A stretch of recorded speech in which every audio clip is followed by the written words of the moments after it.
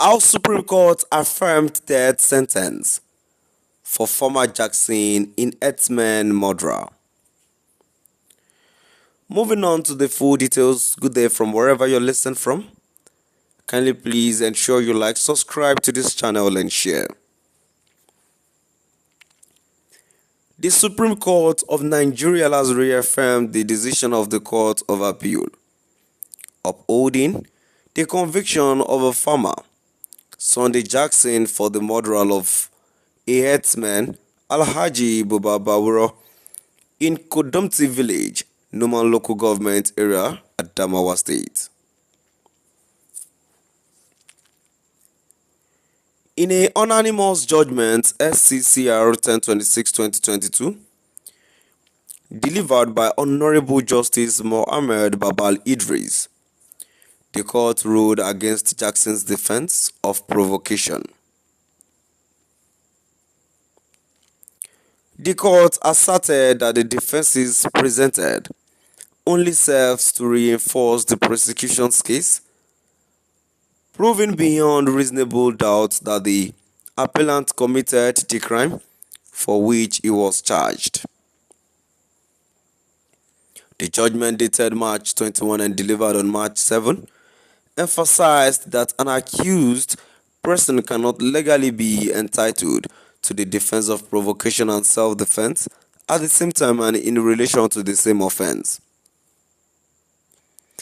A certified true copy of the judgment was obtained by Sahara reporters. The court cited several authorities to support its decision. The appeal challenged the judgment of the Court of Appeal, Yola Division, delivered on June 27, 2022. The lower court had dismissed Jackson's appeal, upholding his conviction and sentence as handed down by the Trial High Court on February 10, 2021. In its ruling, the court held that the defense of provocation also failed, noting that the defense of self-defense and provocation are mutually exclusive and cannot be applied simultaneously. The court further stated that the prosecution presented overwhelming evidence to support the charge, considering all the evidence, on-record witness testimonies, and the accused admissions. The court said, "In view of my findings above, I hold that the defense of provocation also fails. This defense only appears to strengthen the case presented by the prosecution, by the appellant, in fact, and by law committed the offense for which he was charged beyond a reasonable doubt. Also, by way of addition and still bearing my findings in mind, it is important to state that even though the appellant raised the defense of self-defense at the trial court, which was also considered in the court below, and that the court raised the defense of provocation, a defense which it thinks its elements presented itself from the evidence on record, but of which it has now come to the conclusion does not avail the appellant. Both defense of self-defense and provocation are mutually exclusive and cannot avail the appellant at the same time."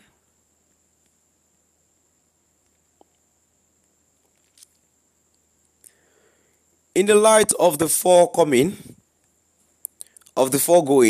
it is the decision of this court that despite its efforts to do substantial justice in considering the defense of provocation, the defense of self-defense and provocation cannot avail the appellant at the same time.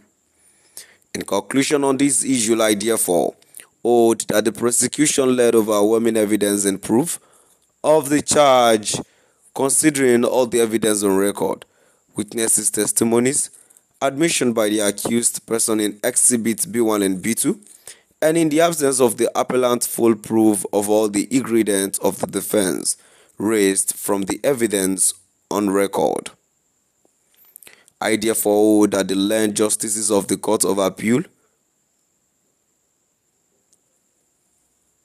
were not in grave error when they refused the appellant defense of self-defense and upheld the conviction and sentence of the trial court. My dear listeners, now we've come to the end of our today's news. Please do drop by at the comment section